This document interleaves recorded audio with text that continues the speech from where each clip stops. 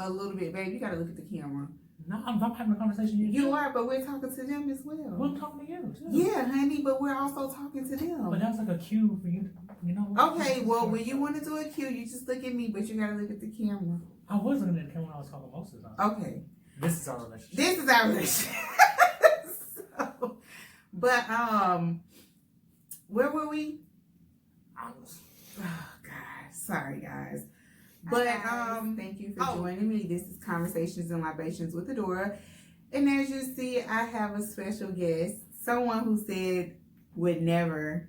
Well, I don't know if you said you would never join me. I didn't say I would never join you on camera. Yeah, but he's not too keen on it. But this is my boyfriend. I've probably mentioned him to you guys a couple of times through casual conversation. So this is my boyfriend, Darian. And I was quite surprised as far as how it came about us making the video together.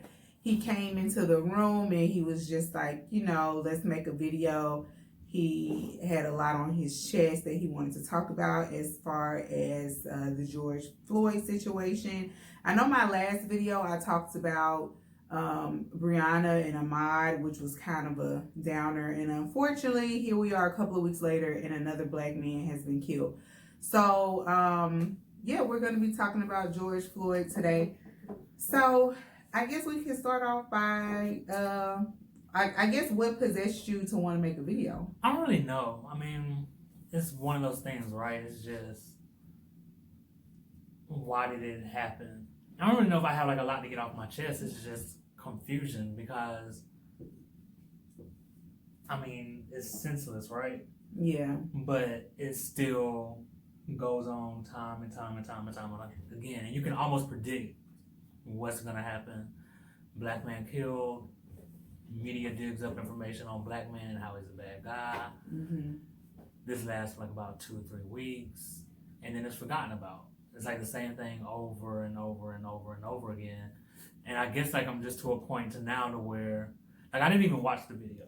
Oh, yeah. I saw a little bit, babe. You gotta look at the camera.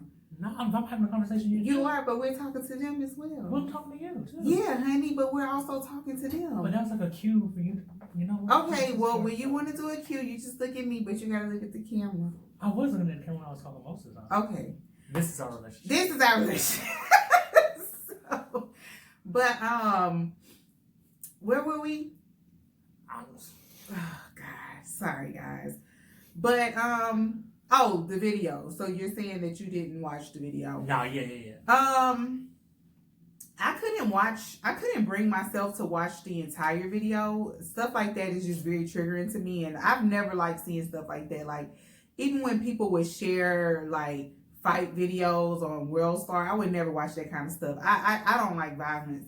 But the video kept scrolling up and down my timeline. So I did watch a few seconds, and the part I watched was when the police officer had his knee on George Floyd's neck, and George Floyd was pretty much crying out, and the people, you know, were saying to let him go. And it was just really sad. And, you know, I didn't really break down or shed a tear until today. Someone shared something on Facebook. I wish I would have had it verbatim, but basically the guy was just sharing how George Floyd, you know, he was calling out for his mom as he was about to transpire, and his mom had passed away. She's not even here.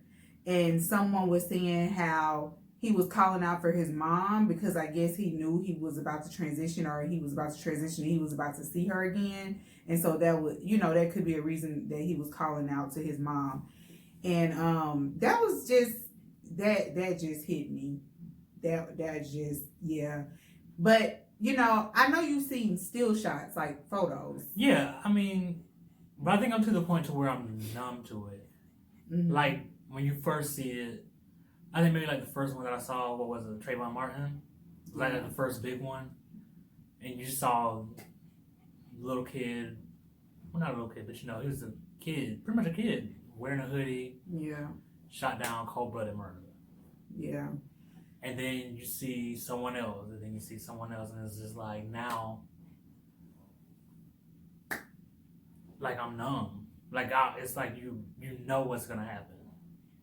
So, what do you think when you say you know what's gonna happen? You mean like 2 weeks from now we're not gonna be talking about this, or do you think his family is not gonna get justice?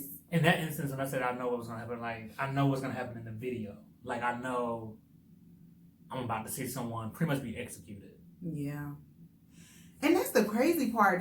That's the crazy part to me is, you know, all the other incidences like the Trayvon Martins, it's so many names, Sandra Bland's and stuff like that. We know they died and we hear the narrative how they passed, but we didn't see it. And like we actually saw this like in real time as it was happening. And I was just reading an article. One of the girls that was there, she's 17, and she was just saying how she has PTSD, like she can't sleep and she's gonna need therapy. Like that was my thing. Like if you think it's hard watching it on Facebook or something or Instagram as it's scrolling down your screen, imagine being there. Those people will never get that image out of their head. That's true. But I think, like, a lot of us, I mean, we've all seen those videos or whatever, and I think we can all picture, like, a family member or someone. I think we all do picture a family member in that exact same situation, and it's just, like, traumatizing. You know me, like, I go running. Yeah. And, like, sometimes now, like, I'm paranoid. I know you worry for me or whatever. Really? You're paranoid now? A little bit. Like, I am, like, a little bit paranoid. It's like there's just different stuff that's popped into my head now, stuff like that. So now I think I'm a little bit more cautious. Yeah.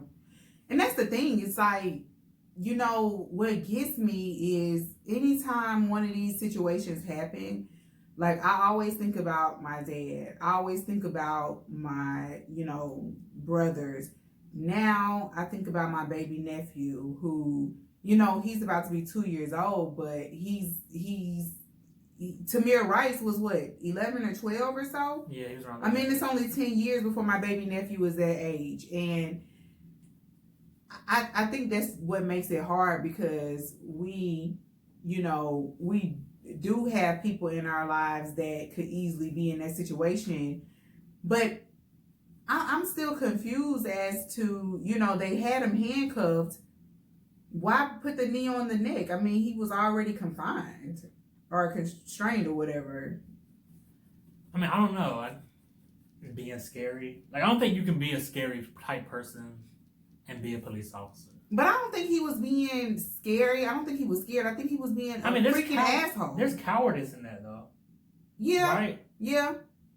I mean, that's what I mean by scary. I mean, there's cowardice in that. Yeah. But even somebody mentioned that they were asking why did the police officer put his hand in George's pocket as his knee was on his neck. And someone said something about that's how you apply. That's how you apply more pressure. Yeah. And then someone also said that back in the day when they used to lynch, you know, hang our ancestors or those that came before us, they would put their hand in their pocket for the picture, something like that. And they had a picture of it. I don't know what that's about, but almost like he was posing. But the strange thing to me is I'm wondering, like, and I'm sorry, you guys, I know I should have turned those lights off over there. My vanity, you can see the lights in my glasses. I apologize. But I wonder, did this police officer know he was going to kill this man? Like, and then the arrogance, you're doing this in front of a crowd of people. You know you're being filmed, and you're not letting up. And these people are begging you. These people are saying he's dying. The man is saying that he can't breathe, and you steady do this. And then it just tripped me out because you had 4 other police officers that just stood there and do nothing. Like nobody. I don't know. I know it's cold blue or whatever. Y'all supposed to, you know, rally behind each other and always take up for each other. But I just feel like if I was a police officer, and I guess it's easy to say because I'm not, But I know the kind of person I am. I know I speak up. If I was one of those fellow police officers, I would have been like, man, what are you doing? You know? Yeah. Nobody. And then here's the thing that, you know, this might be kind of controversial when I say this, but I hate when people try to put black and brown people together. Like, whenever there's a situation, it's always black and brown people. Listen, our fight is not the fight of Asians, Hispanics, whatever. Y'all may not like me saying that, but I'm just saying. Our fights are different. And to be quite honest with you, as a whole, Hispanics and Asians, they do not come, you know, to support black people in situations like this. There was an Asian cop out there. And he just let it happen. Like, dude, you're a minority. You're not going to say nothing? Yeah, I mean, I don't know. I think we talked about this. Like, when we watched last Insecure episode, and they were talking about, and Molly was explaining her difference or her story. Yeah. But the guy was saying, yo, I'm Asian too. Like, I'm a minority. All minorities is not the same. So I really don't want to speak on anyone else's experience as a minority, because I don't want anyone speaking on mine. Like, that would just, so I'll leave that one. You guys, he is the nicer one of the two, always the one that's devil advocate, and I'm just kind of like, I'm not trying to be devil's advocate. I'm not trying to be devil's advocate. I'm just saying. But y'all always being like politically correct. It's not being politically correct. It's I put myself in someone else's shoes. Okay, I guess I can give an example or whatever. Or a real quick example. You wouldn't want anyone telling you what it's like to be black. I'm not telling them. I'm not. Saying, you wouldn't want anyone else describing what your black experience is like, right? But I'm not describing what an Asian or mixed. I'm just saying they don't go what they don't. I'm saying I can't speak to that because I don't know what they go through. They might have different trials and tribulations. I'm sure they do, but it's not like black people. It's probably That's not. all I'm saying. That's all I'm saying. They have their own plight, but it's not like ours. So I wish that America, whoever, would stop lumping black and brown people together, because we're not the same. I can agree with you on that. But I guess moving on to another factor in this. So what do you think about, I know somebody on my timeline, and I know that your best friend is a police officer. And this guy has family and friends who are police officers, and he was just saying how I hate how people say the police. No, it's not the police, it's some police. But yeah, there's good police, but it's like we never hear about these good police.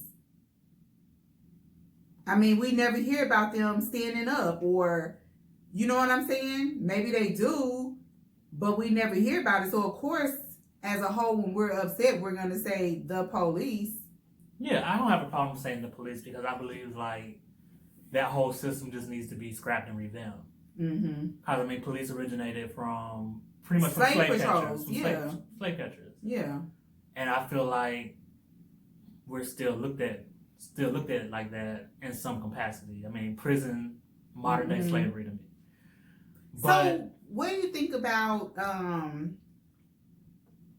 if he always does this? He never comes to me, and I'm on camera. You guys, say hello to JT. He wants to be seen. Oh, I'm sorry. But what do you think about, I know you said that the police force needs to be revamped. I know this would never happen, but if it could happen, do you think it would be a good idea for black people to police black people, white people to police white people? Do you think that would cut down, in a perfect world, if that could happen? I mean, I know it can't happen because we are, you know, desegregated. We all live amongst each other, so we can't. But if black police officers were to police mainly black communities? I don't know, because I don't really like black police officers. I mean, my best friend is a black police officer. It's like, I know him. I know his character. I know this wouldn't have gone down on his wife. Like, I know him. Yeah. But I've had bad experiences with black police officers too. So I really don't think it matters. I think it's just. But do you think that's because these black police officers are around other police officers? They weren't around other police officers. Well, no, but I'm just saying they're in the same they all work together and they are consumed with hearing the talk of maybe white police officers and stuff like that. Like, if it was an all black force, do you think they would still be that way, or how your experience has been with them? I don't know. I mean, I don't know, because when you become a police officer, you attain a certain amount of power, right? Mm-hmm. And I always believe like there's only a few people inherently that can handle power, and it not corrupt them. Yeah. I mean, I think that's been proven through history. Mm-hmm. So I think like a lot of people, when they get a certain amount of power, yeah, they're gonna try to flex. Yeah. Okay. Well, let's talk about so I was watching this video of a guy who lives in Minneapolis, and apparently he was a black guy, and he has a store, I guess that's around the corner from the store this happened, and he was just saying how he's surprised that the community isn't also calling out in outrage at the store owners. I think the store is called Cuddle Foods, and apparently they are Arabs that own the store, because Arabs, Indians, they're always in the black community, and apparently they don't really care about the black people. They are racist, and yet black people still patronize. And he was saying that he feels like they're the reason that George Floyd is dead, because if they didn't call the police, this wouldn't have happened. And apparently, I don't know for sure, I heard that he allegedly tried to use the fake $20 bill, but then the guy in the video was saying that allegedly he tried to write a $20 check and it was not a good check, and I guess the store called the people. And what he was saying was, people are hungry. You don't know why this man, if he did, because I don't know if it's proven, but you don't know why this man tried to use a fraudulent $20 check. We are in the midst of a pandemic, people aren't working and stuff like that. And he was saying that he felt like you guys are immersed in this community. You make all your money from the black community. So the least they could have been was like, hey, this is not a good check. You can't come in here anymore. Or he was saying that if it was him, he would have been like, do you need food? Blah, blah, blah. But he's speaking from a black man. And he's just, baffled that the community is not making an uproar. And he was saying that when people were out there protesting the past couple of days, the store owners were nowhere to be found. And you guys' phone call is the reason that this man is dead over $20. You asking what I think about that? Yeah.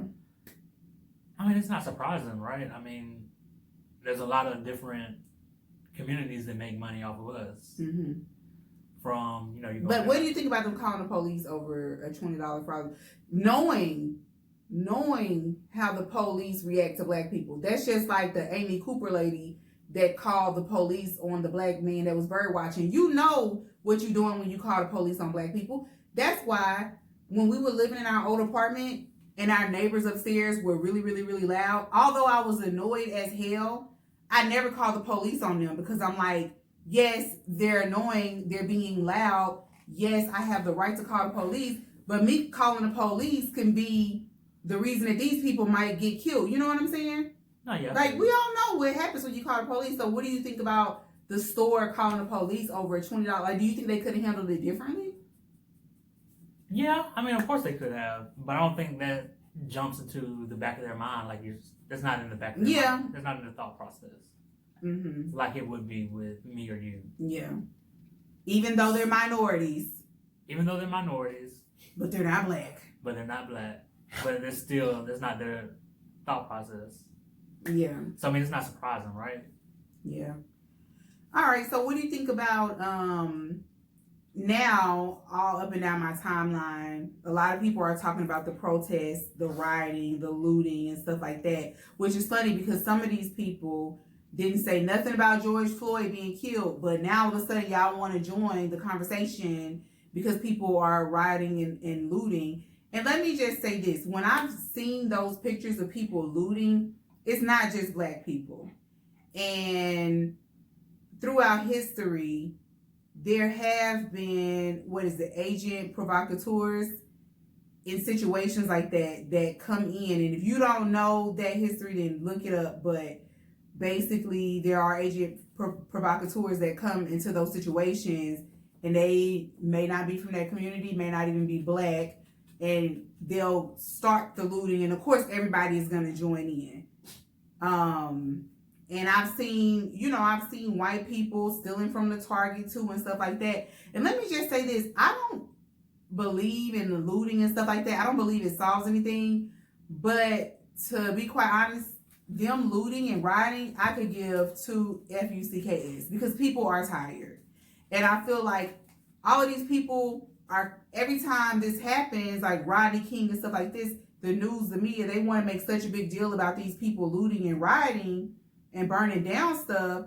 But first of all, these Targets and AutoZones, these businesses have insurance, so they will be okay, even though y'all are doing this in your own community. So when y'all wake up in the morning, where y'all gonna go shopping? But second of all, this country seems to forget their history. The Boston Tea Party. Party is a celebratory word. It wasn't no party. They considered that a political protest. So I don't know why they're not considering this a political protest. The Black Wall Street in Tulsa, when the white people came and they burned down all of these businesses and stuff like that, that black people had that were very successful. The KKK, burning down churches, burning down crosses. So this is the history of America, and it's like, people, are y'all forgetting y'all history? I don't think it's that they forgot. I think it's just selective memory, right? I mean, I remember my mom telling me, "I'm grown, I can do that. You can't." Mm-hmm. I feel like that's kind of like what white people are saying. We're grown, we can do that. Mm-hmm. You guys can't, because I mean, we've seen pictures of white people with guns. Like, you remember seeing that, right? Like, white people with guns. You talk about when they were protesting about not being able to get a haircut or whatever. Yeah. Mm-hmm. Like, they literally out there with guns, AK-47. But black people couldn't do that. Yeah. So, I mean, we know. At this point, I feel like we know what people think of us. But we know how people are going to respond to us. So now, I guess, like, the question is really on my mind, and why I wanted to kind of like make a video about it, because it'll kind of like force me to talk out and maybe come up with a solution, or maybe someone out there can come up with a solution. But I honestly feel like we're past protesting. I don't really know. I don't really know what protesting accomplishes at this point, because to me, we've done it so many times. The basic premise of a protest is to declare, "Hey, I'm unhappy about this." Yeah. Right? Like, that's the basic premise when you get down to it. Is to say, "Hey, I'm unhappy about this. Something needs to be done." Mm-hmm. But people know that we're unhappy about this, yet it keeps happening over and over and over and over again. So where do you go from here? Well, Martin Luther King said, "A riot is the language of the unheard." And like I said, these people are tired of protesting with no results. And I guess they feel like, we're going to burn this town down until y'all do something. Like, there's no reason that these police officers weren't arrested. They were fired. What is that? You know what I'm saying? I think that's a catalyst behind these people, rioting out there. And it's like, they have the National Guard surrounding the home of the killer, because that's what he is. And it's just kind of like, you guys are protecting him, but y'all don't even protect us like that. You know what I'm saying? True. But yeah, I don't know. It's like, what is the solution? Because I don't feel like rioting and stuff and burning stuff down, that's not going to do much. To be quite honest with you, the solution is money, because that's what America understands. It's a capitalist society. That's all they know. That's all they understand. But I don't feel like we'll ever... I saw something going around about June 7th or July 7th to keep the black dollar. Black people are never going to do that. Like, we're never going to get on one accord. Like, if we could not buy for a whole freaking week, I feel like that's the language that America talks. That's what they're going to hear. But will we ever be able to come together to do that? To hold the black dollar? Because the black dollar is valuable. It is. I mean... And I don't know. That would be, if I could see it done, it would be great. Like, I think it would be beautiful. Absolutely. But like I said, I don't know if it'll ever I don't know if it'll ever be done. Like, it's really hard. For some reason, it's really hard for us to come together and unite on something and kind of like stick with it. Yeah. And I think that goes back to what I'm saying, like, with this news cycle. And I hope that I'm wrong about this. Like, I really do. But I honestly believe 3 weeks' time, we're not going to hear anything about this. Yeah, I agree. And I just want people, like, let's just start coming up with solutions. Let's figure out something to do, because we can't continue living like this. I mean, we have. And that's what scares me, because it's like, I think about, we've been oppressed for 400 years, you know, enslavement, Jim Crow. We're still fighting in 2020. And so my question is, will Black people ever truly find freedom? Like, will they ever be able to not be killed because of their skin complexion or because of their skin? Will we ever be able to just excel in certain ways that we're not able to excel because of oppression? Like, will we ever truly be equal? Like, if we have kids, will our kids be going through this? And I don't want to be pessimistic, but yes, I feel like that. And I mean, in a different way. Yeah, in a different way. Yeah. Absolutely. Because the system is still there. It's just evolved over time. As people have evolved, the system has evolved. Yeah, I remember talking to my dad. Me and my dad have these conversations a lot. And I'm much more militant than my father. I'm much more Malcolm X. He's much more Martin Luther King. And you know that, because y'all are very similar. But I remember asking him, like, do you think Black people, and I'm going to ask you this question, do you think Black people were cursed? Do you think we were born cursed? Because no other, there have been other races that have been enslaved, but nobody in the world has the history Black people have. And it's like, dang, were we just a cursed people? Why do we have to be subjected to so much? Do I think we're cursed? Like, how did we end up here? Like, how were we the chosen people to enslave, to beat, to lynch, to put your foot on our neck, literally? Like, how did that happen? Like, why us? I can't answer that. I don't know. I don't think that we're cursed. I mean, I just think it's just certain, while we're here on this earth, it's just certain things that certain people have to go through. As sad as it is. But no, I don't think we're cursed. I just, you know how confident I am in myself. Yeah. Like, I believe I can do anything. And I don't think there's anyone that can stop me. I think there's people that can try to stop me. I think there's people that do try to stop me. But I think that's just how it is. I remember, right, one of the first things I remember my dad telling me is you got to be 10 times better than a white person to get what he has. And Which is sad. Which has always stuck with me. Yeah, but it shouldn't even have to be that way. It shouldn't, but you're talking about like an ideal world. Yeah. Like, we don't live in an ideal world. America's not an ideal place, right? I mean, like, we all hear about the American dream and trying to get all this stuff or whatever, but at what cost? I don't think America's dream can be a Black person's dream. Black person's dream has to be something totally different. This is something that I think that we have to build, and we have to figure out how to build it. But I don't think America's dream is a Black person's dream. Yeah, I don't know. I'm just tired of seeing it, and it just feels like a nightmare that you can't wake up from. And I just pray to God that one of my friends or family is not the person on the receiving end of something like this. Yeah, I think that's what you have to. I mean, you gotta pray. Man, I understand sometimes people get sick of praying. I mean, it's hard, man. Like, like when stuff like this happens, it makes you question a lot. Yeah. I mean, it makes you question a lot because our ancestors did nothing but pray, and they was being whooped in the fields every day. Prayer didn't save them from being enslaved. It didn't enslave them. It didn't save them from Jim Crow or being lynched, and it's not saving us now. But I do still pray because as Black people, that's what we know. But we have to do more than pray at this time. And I think you've always had to do more than pray. You always have to do more than pray. Yeah.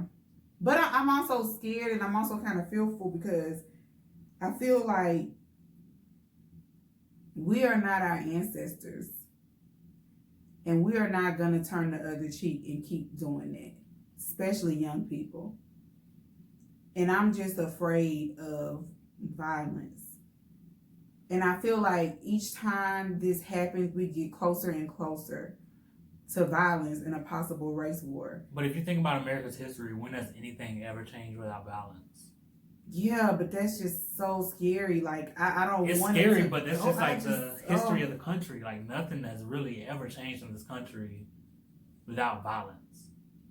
I mean, in Martin Luther King's era, that was peaceful protest, but there was violence involved in that too. Right? I mean, we see the videos. Yeah. Dogs attacking people, police officers just knocking people upside the head with the nightsticks, people getting lynched. And that's what scares me because it's like we have years of violence towards Black people. It scares me because eventually Black people are not going to take that anymore. And Black people are going to rise up and they're going to meet violence with violence. And that's what scares me because, I hate violence. And it's just like, why can't we all just be human and act human and just have some kind of heart, have some kind of decency, have some kind of respect for each other? Like, I just don't understand. But I mean, like you said, there's no change without violence a lot of the times, and I just feel like that's where we're headed.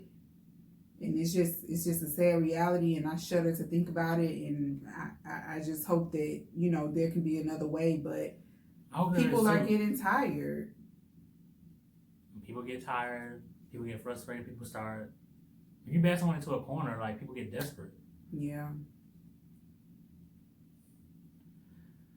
But what can you do? Yeah, it's sad, and there's a few reasons that we have held out on kids and we're not sure if we're going to have kids. But one of the things that I really think of is, do I really want to bring a child into this world? Yeah, I thought about that too. Like, JT.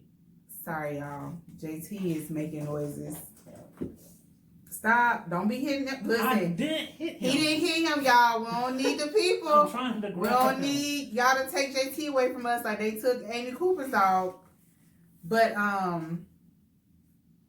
yeah, it's like, do I really want to, like, I think about my baby nephew who I love so much. Like, I love that little boy. Like, he's my own. Like, when I look at him, I just melt. And I just think about how I feel about him. So I know I would be 15 times crazy about my own child. And you know me, I have anxiety.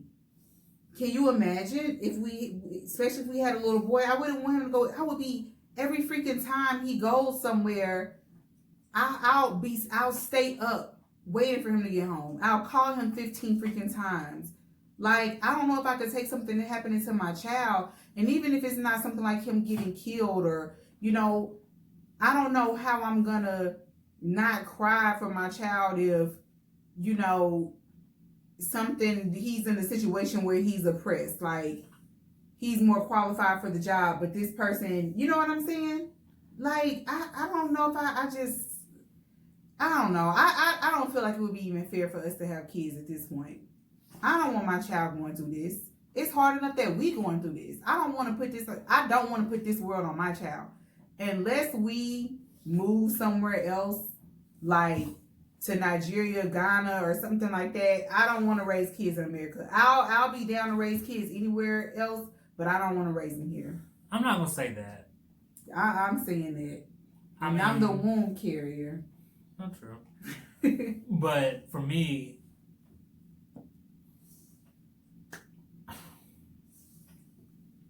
I don't know. I don't know the answer. I mean, it's just,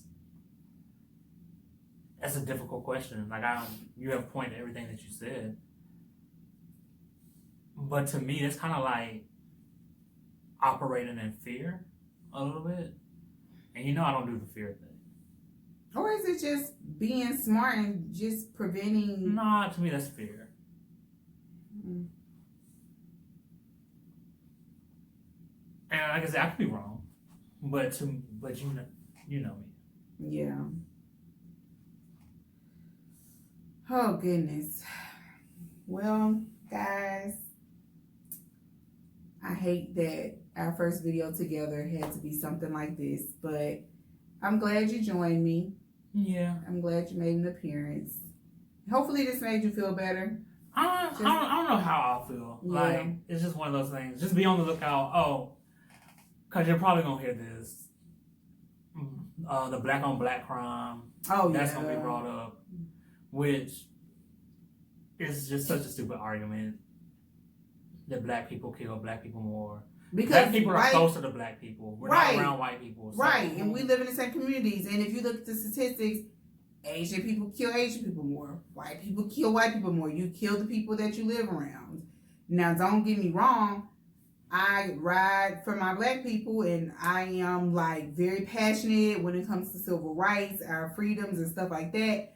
But I'm also not one of those black people who pacify black people because the truth hurts, and there are a lot of things that we need to fix in our community. But when we're talking about situations like George Floyd, we're not talking about the things that we need to fix. Yes, there are tons of things that we need to fix in the black community. Maybe we could do a video on that. I know that'd be controversial. People are gonna be mad at me. But at a time like this, guys, this is not the time to be focusing on what we need to do.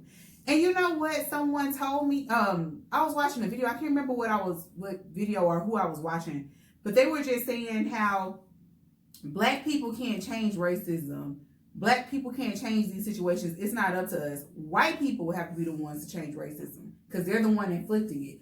White people have to be the one to change, situations like this. Like, we can't do that. Yeah, I mean, to a point. To a point, that's right, I guess. And the other thing is, you'll probably hear there are more whites killed by police officers than black people, which is true, but there's 3 times as many white people in this country as there are black people. So if you multiply how many black people there are in this country by 3 times now, and then you take that same percentage rate and it's through the roof and it's not even close. So yeah. Okay, well, is that it? I'm good. All right, guys. Well, thank you so much for joining us here on Conversations and Libations with Adora. I'm glad you're doing your channel. I'd rather you do this than OnlyFans. Oh, God. You know I wouldn't do no OnlyFans. But I don't know. When people get desperate for money. Listen, work is slow. But, put you out there on the internet. But, yeah, so I just don't want people to get confused with my channel. Like, oh, is this, you know what I'm saying? Like, what's the concept of your channel? But pretty much I explained it's a channel for women to support women. But also, men can tune in too because they can learn things. And like I said in my last video, I will have male guests on here as well because it's good to hear a different perspective. And I'm very passionate. I've always been passionate when it comes to anything dealing with black people, unjust killings and stuff like that. So that's my passion. Like, I used to want to be... Did the video? Oh, it's still going. Oh, I thought it stopped you. Yeah, I used to want to be a civil rights activist, so I will be talking about, black issues and stuff like that on my channel. But anyways, you guys, we're going to go ahead and wrap this up. It's been 39 minutes. Thank you so very much for watching. If you are a subscriber, thank you so very much. If you have not subscribed, please subscribe. And please like and comment. And thank you. Say bye. Peace.